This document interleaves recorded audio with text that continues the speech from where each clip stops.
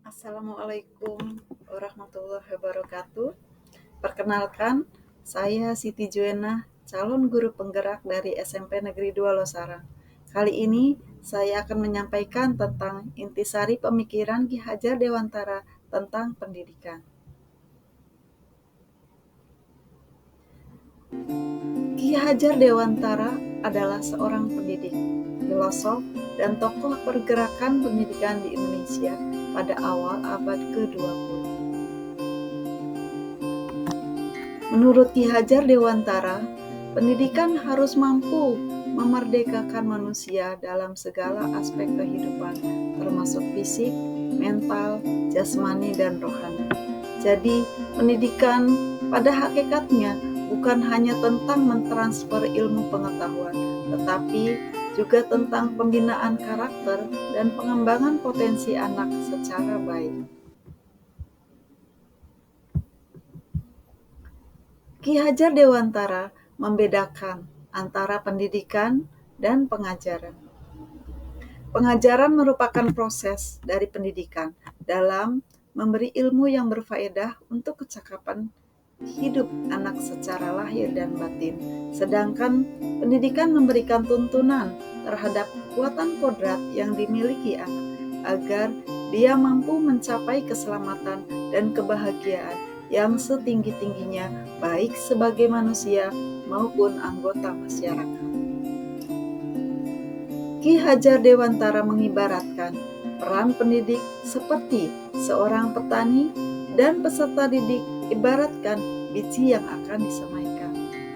Petani dapat merawat dan memberi pupuk agar tanaman tersebut dapat tumbuh dan mencapai hasil yang maksimal. Namun, biji padi yang ditanam tidak akan bisa menjadi tanaman jagung atau tanaman lainnya, karena pada hakikatnya kodrat alam tidak dapat dirubah. Kodrat alam mengacu pada sifat, potensi, atau keadaan alamiah yang melekat pada diri masing-masing individu. Sedangkan kodrat zaman berkaitan dengan perubahan yang dinamis sesuai dengan kondisi sosial, budaya, dan perkembangan zaman. Dalam dunia pendidikan, penting sekali untuk memahami kedua konsep ini. Pendidikan yang berbasis pada kodrat alam dan kodrat zaman memungkinkan peserta didik tumbuh sesuai dengan potensi alamiah mereka dan mengikuti perkembangan zaman.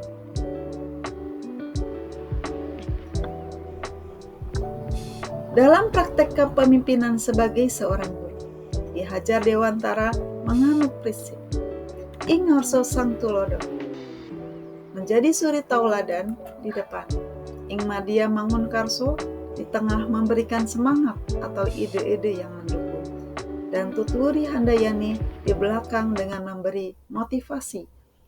Sistem pendidikan yang diterapkan adalah menggunakan sistem Among, di mana guru menjaga, membina, dan mendidik anak-anak dengan penuh kasih sayang. Nah, kita merefleksi bagaimana kita sebagai pembelajar, yaitu sebagai guru, dan murid sebagai pembelajar.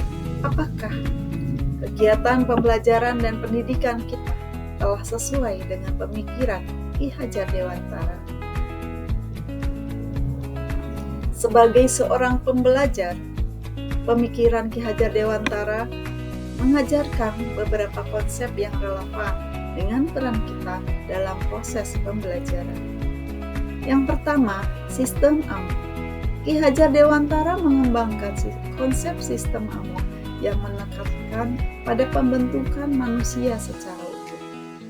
Yang kedua, kodrat alam dan kodrat zaman.